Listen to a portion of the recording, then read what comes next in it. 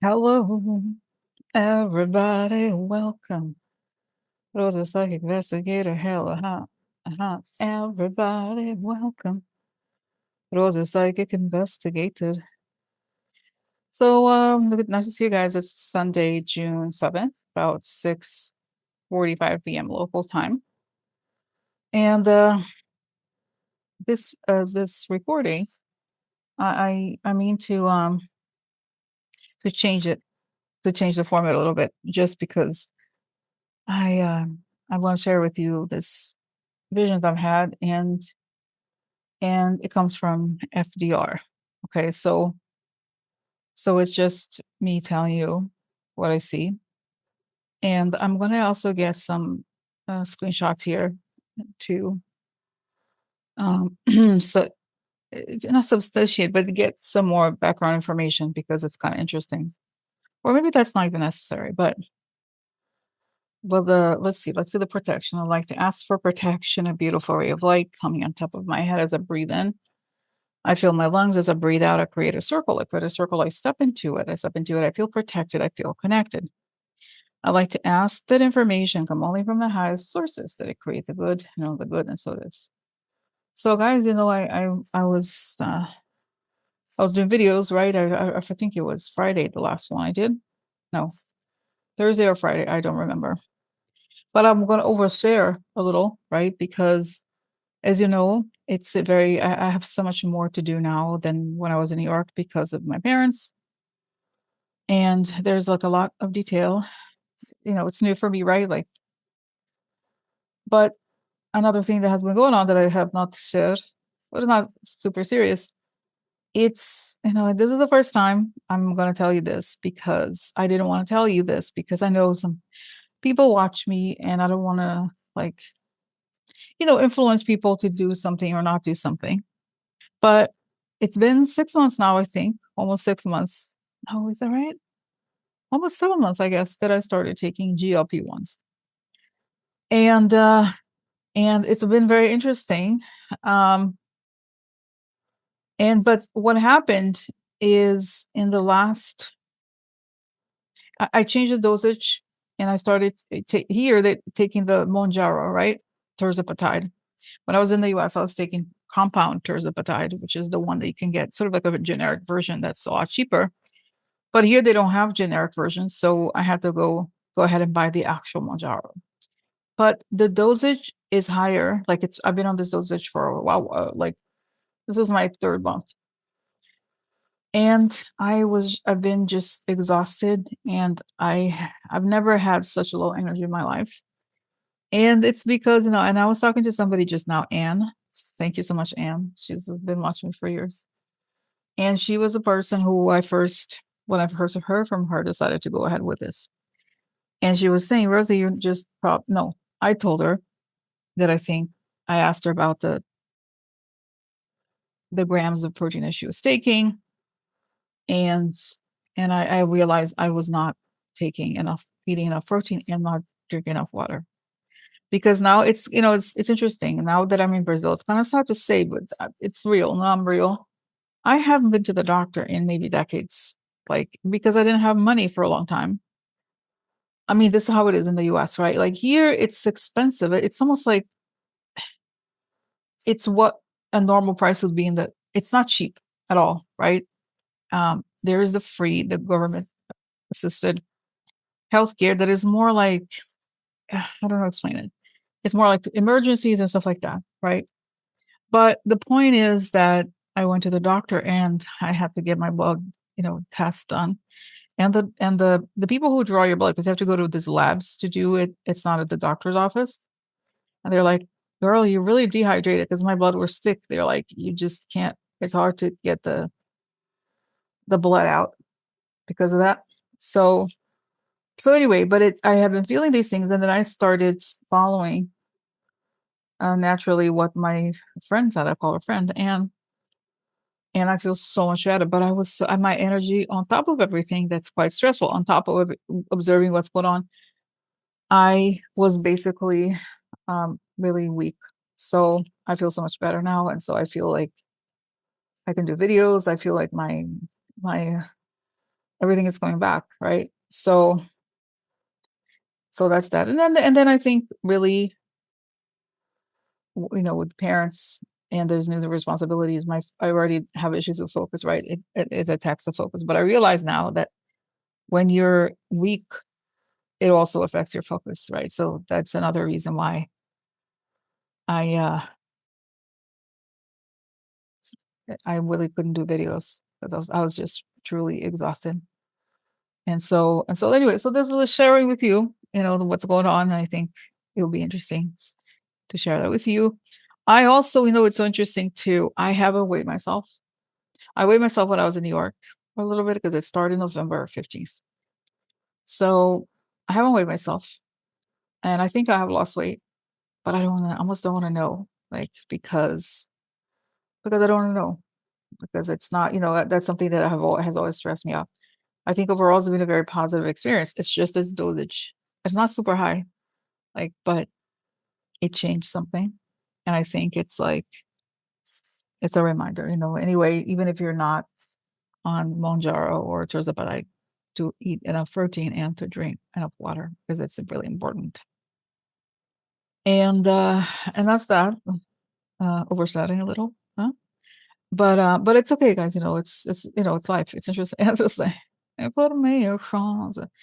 if anybody is considering taking those medicines, I think if you had any kind of metabolic issue, I think it's very helpful. I do think I was almost diabetic, and in that regard, is very helpful. It's just that you get used to, like, you're not hungry, and so you don't eat, and over time, that can really, like, I'm not saying all the time, but you're just like, "Oh," and then you don't know why you're tired. So so that's where I am. Okay, I'm back. Thanks for listening to my story. Um, and, uh, and that's that. Okay? So so here I am. I've definitely gone over the 64-ounce minimum of water. Okay? But guys, it's interesting in terms of healthcare. I went to a dermatologist. Something I hadn't done in almost a decade because I have this texture here. I have a little bit of filter, but there's a texture here that I thought it was age related. She was like, "No, it's a tumor, but it's a benign tumor, so she's gonna burn this out."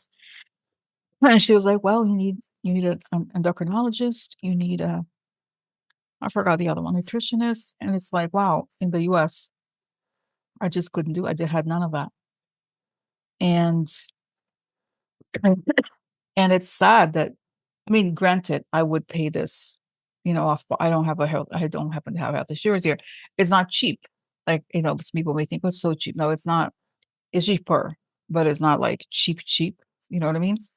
But it's sad, the situation that I was almost, and when I would explain to them, I was like, I was in the US. I just was scared to go to the doctor. And I think I was scared to go to the doctor because you kind of never know what it would cost. And this is like, and I'm a one person. I imagine, and I've talked to a lot of people. I could sense that they are, was the like, you talk to people and they're like, and used to, sometimes I say, we might want to go check this out, get this checked out or get an X-ray, and people hesitate. And it's because it's expensive, like really expensive, even if you have health insurance, and you never know now with Trump if it's going to get approved or not. But it's interesting, right? That creates kind of like, it created sort of like a trauma in a way with me, like how complicated, it is, right? It's sad. So anyway, but it is sad. And even so, when I went to the dermatologist, I paid the bill, right? Like, for the thing, that whatever, just meeting her, and then I have to have this procedure, and I was like, "Hey, how much is it gonna cost? And, do you know how much?" She's like, "Oh, no, no, I will find out." And I was like, "It's not 10,000. Is it 10,000 of the local currency would be the equivalent of $2,000?" And she's like, "No, oh no, God, no." And I said, "Well, it's because in the US, you go to a doctor and you have no idea. You just never know when anything's gonna cost. And the way they tell you is just like, oh, it's 25,000 or whatever. You never, the bill you get, you just never know. So so that's interesting, right? the experience that you bring in when you come here. And it's interesting because the salaries here are quite, like I said before, um, like the minimum wage here, just to give you an idea, it's $400 a month. So just to give you an idea that the things that I would have access to are not available for like the average person. But but anyway, but even then, people can go to the doctor and they can get base like you can go to the public health place to get exams done for free. If you have a UTI, you can go, you could like people don't go through what people in the US go through. It doesn't make sense. And I think I understand the argument, like, oh, in the US, you can have all these specialized doctors, you can have, but people are not getting the basics, the very basics. You know what I mean?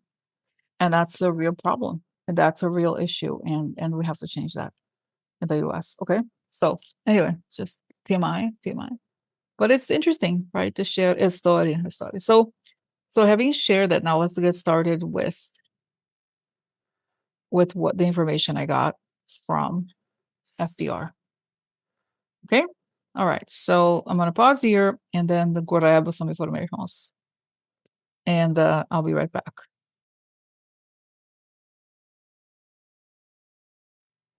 Okay, so I just grab here the Wikipedia just to be have it ready to show you. So I'm gonna close my eyes because I want to share everything that came through. Okay. So yesterday and the day before, I actually talked to Karina late out last night, telling her about these visions, and I was telling her that it really is extremely rare that it happens to me. Like a spirit comes to me, especially um, like historical figure in random circumstances. Usually, right? I'm going to do the reading, and then somebody comes through. So this was strange because I kept getting his presence, and he's like, he had this face, and he came back, and he was telling me he had this face like, oh my god, I can't believe, but but it was like as if he's like, ugh, like it wasn't, it was concern, but it was so sort of to say, I can't believe these people are back at it. Okay, so so so this was that. This is like what I was getting. And I remember even I went to the gym yesterday, as tired as I was yesterday. I was like, oh, let me go to the gym. I just go on the treadmill to walk, to get movement.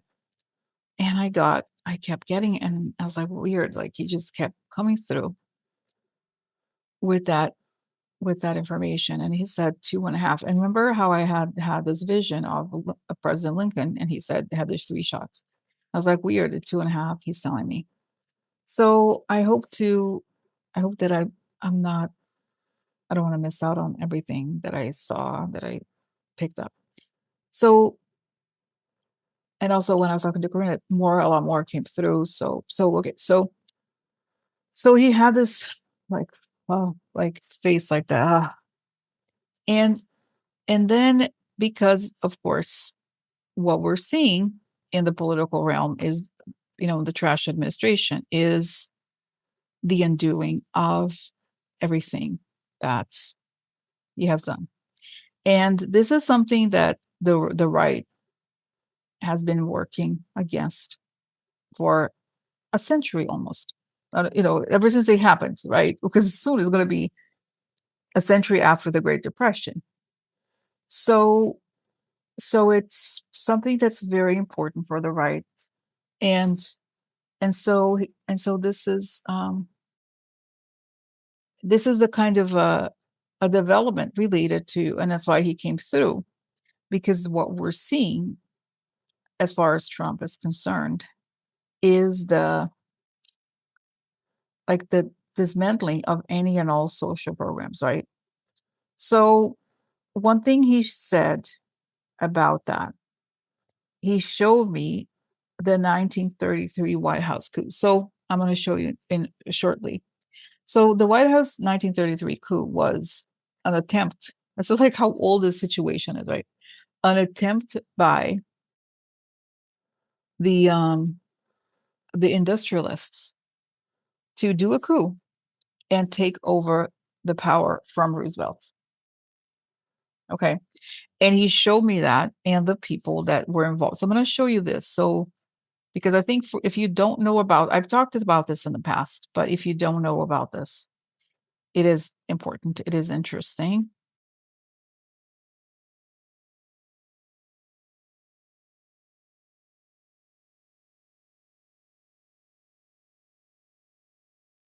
Okay, let's see here. It's so weird, this thing, because like I'm using Zoom right now. Miraculously, the internet is not so terrible, but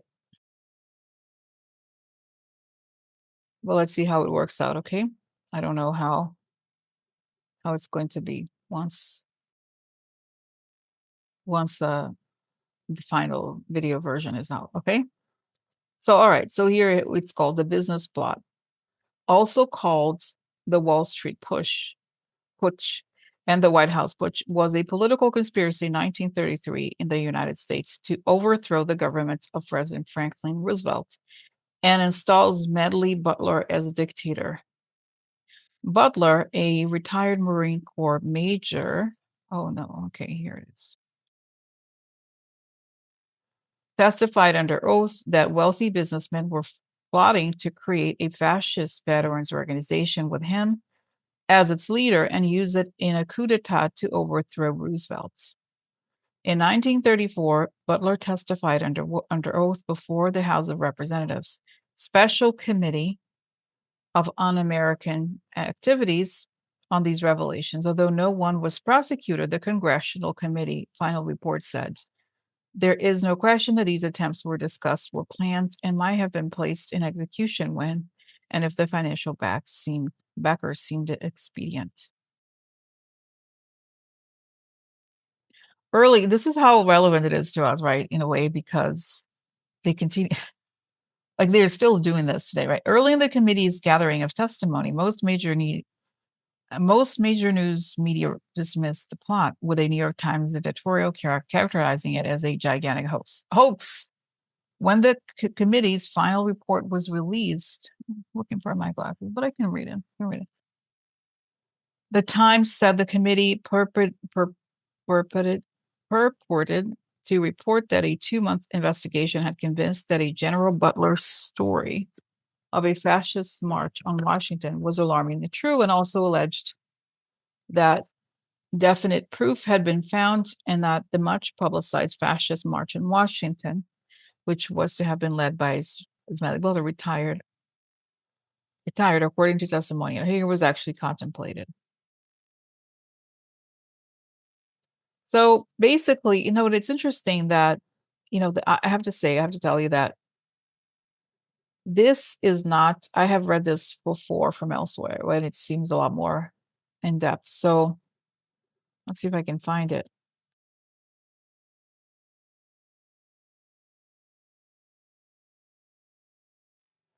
Oh, here it is.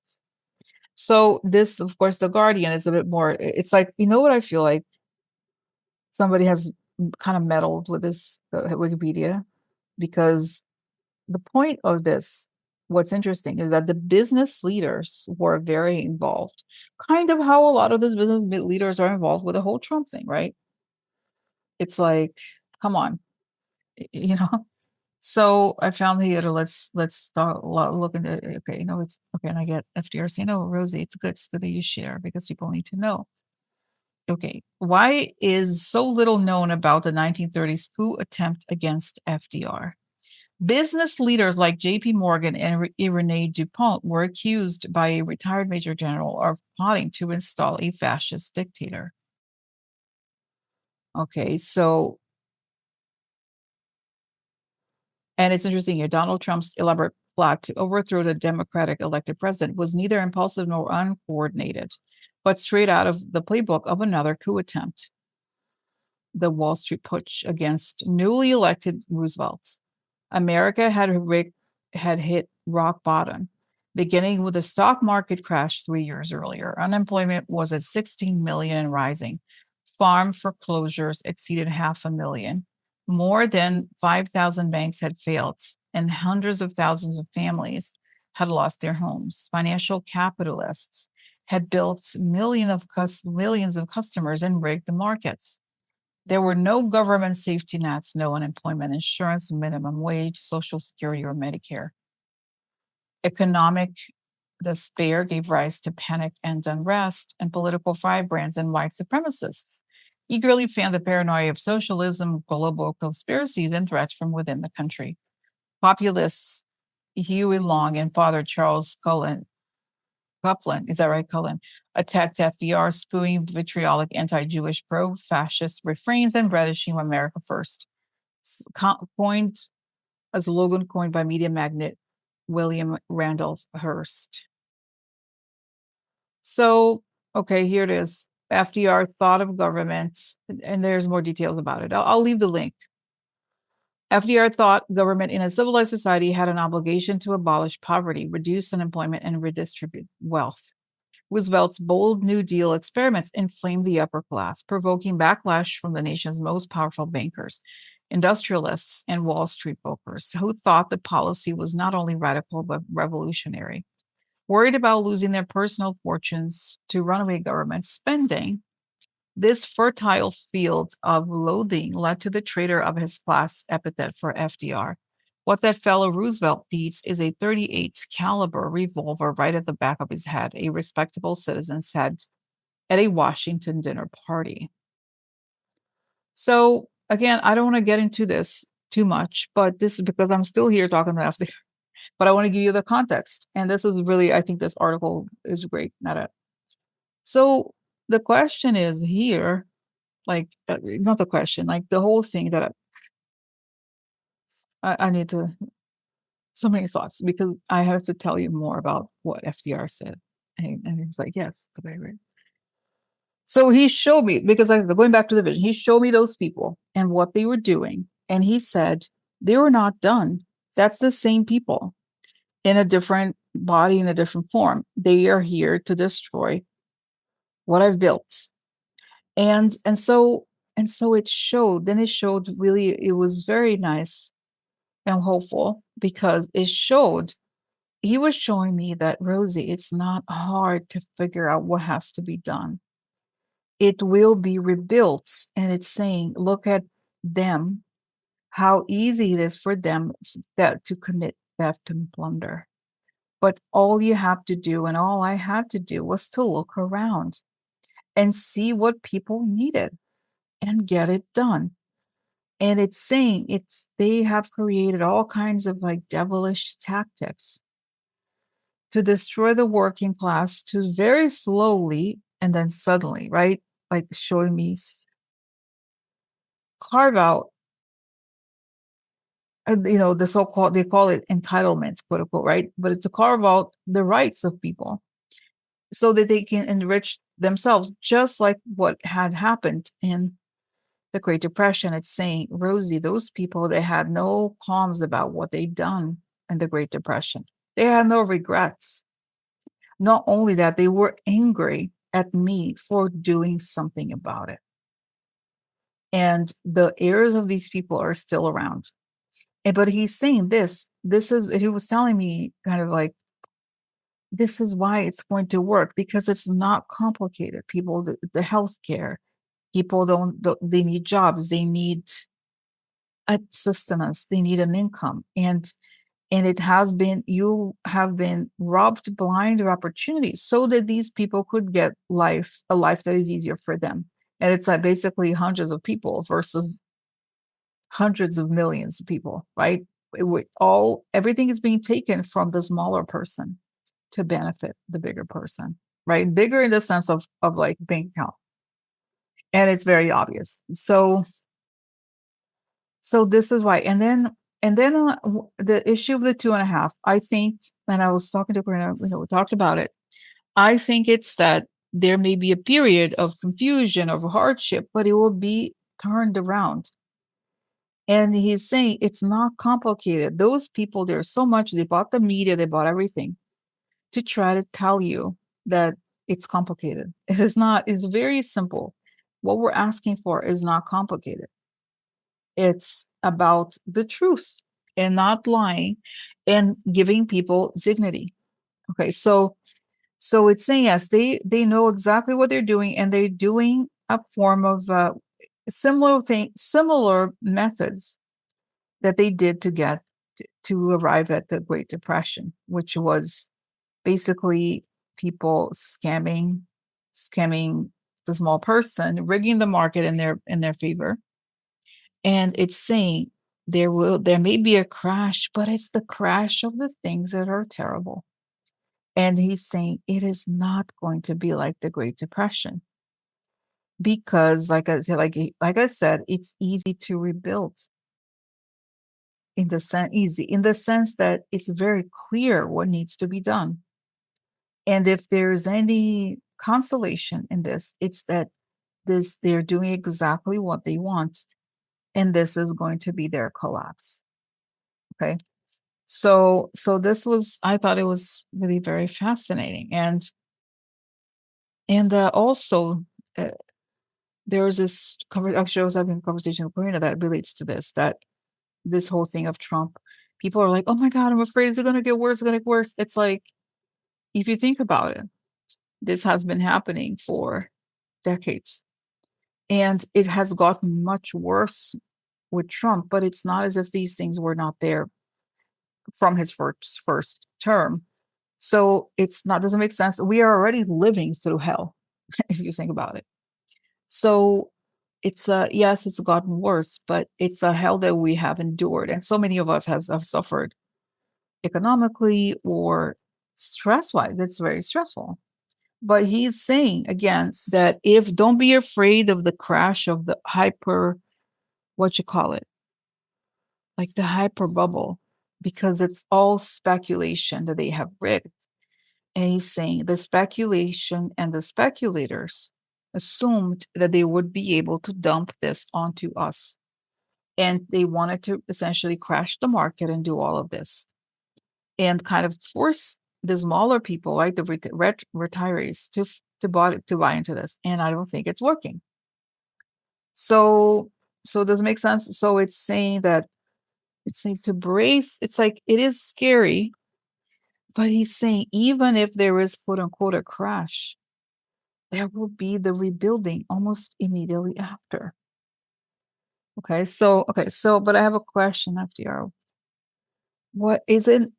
I mean, they want to do, just to play quote unquote devil's advocate, they want to do this thing that's going to harm people. Can't they just, why can't they do it? Like, why can't they, as you know, I get very stressed out when I think of that stupid IPO of Elon Musk. How can, how can I believe that is it not going to happen? It's saying they went too far and they're playing with reality. And he's saying that guy he wants to create data centers in Mars, please. It's just all made up BS. And these companies are financial instruments. They're, for the most part, they're not even real. And the some of this is real, but it's not meant to help anybody. It's like a teenage boy fantasy.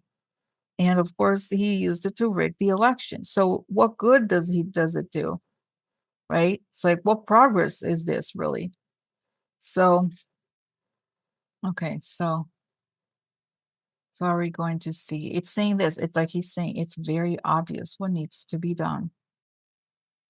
And it's saying it's going to be much more obvious once the truth is out there. Like in the truth is out there here. But I guess what he's saying is that he's saying there is going to be a crash of like the car crash of their ambitions, and it's all going to collapse, and we're going to see through it. Okay, so okay, I have a question. What is going to be the difference between this, what's coming? I think it's some kind of, honestly, a crash of this hyper like speculation ends in 2008.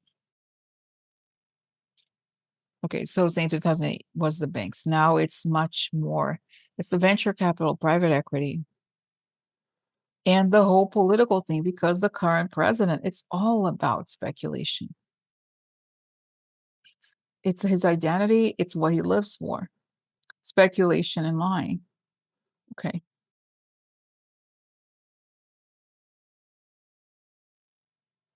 So, okay, so it's showing me here, and I had seen this before, by the way, that also when I was talking to Granny yesterday about this, I saw that I saw this image of Trump observing, watching TV and seeing that the market is crashing. Like something about like, oh, there's a down day. Like remember 1987, there was a day when everything went down. And it's all the stuff that has been pushing goes down. But seeing Trump sees himself as the stock market and he plays in the stock market, he manipulates it, he doesn't care.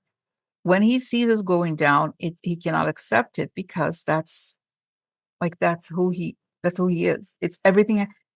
He's a narcissist, and the stock market has to reflect him. In other words, it can only go up, no matter what, no matter how, right? So he cheats about everything. So then it shows that he's like, oh no, no, he can't accept it. But then he sees that there's nothing he can do, and once the whole thing starts going down, so does he, and he's just like, because he can't accept that's not who he is in his mind, right? And all the people that he has pumped and that have worked with him to pump the market are going down also. Like they're losing money. And then I see also Putin going down. So it's this huge event where, like, in this short period of time, there was a lot of bad people and their sick investments, really, how else can we say that, are just going to go down. And okay, so how do we know that they're not going to be able to like force people to like buy into this or seriously steal people's money to pay for this? Say I see his hand, he's trying, but no, it's not. There's not enough time, and there's not enough of a way to do it somehow. Really?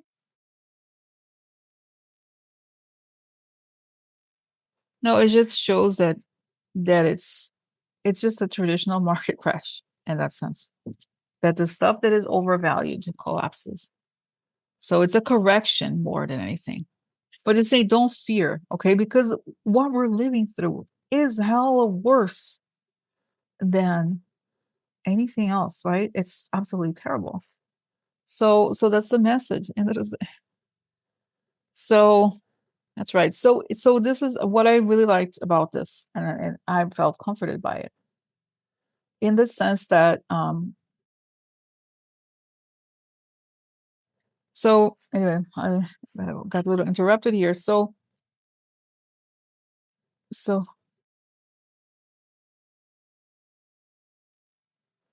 anyway, so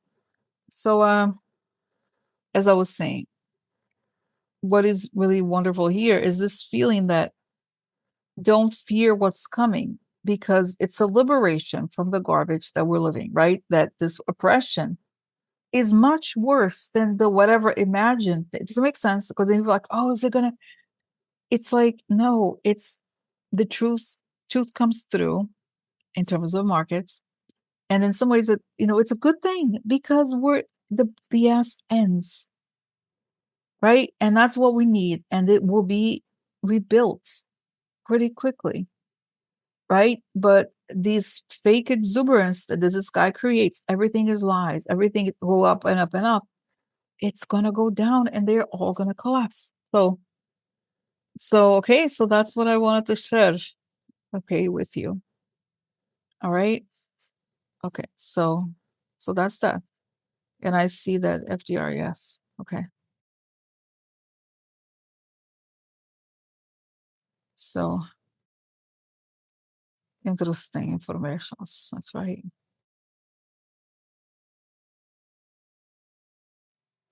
Yeah, and it's interesting because he was a president through World War II. And you know what? I need to do a different video because he's saying he's solemn and he's saying, thank you for remembering the D-Day, right? It was yesterday.